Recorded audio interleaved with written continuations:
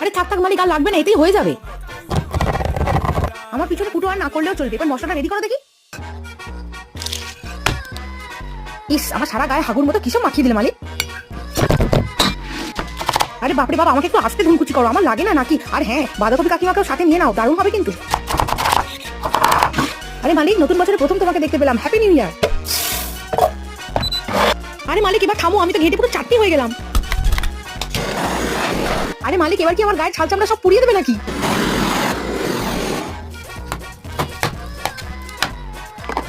আরে মালিক, কখন থেকে তুমি কাটছো, ছাল ছাড়াচ্ছ, নুন মাখাচ্ছ? আরে তাড়াতাড়ি পেটে চালান করো না দেখি। এখন আবার রুটি কি হবে? তুমি কি আসলে করতে চাইছো বলতো মালিক? ওয়াও মালিক, তুমি তো খুব সুন্দর রোল বানিয়েছো। এই গ্লাসটা ছড়ি তোমার মা কালকে তোমাকে মেরেছিল না পড়তে বসনি বলে? তোমরা তোমাদের মায়ের হাতের রান্না ভালোবাসলে লাইক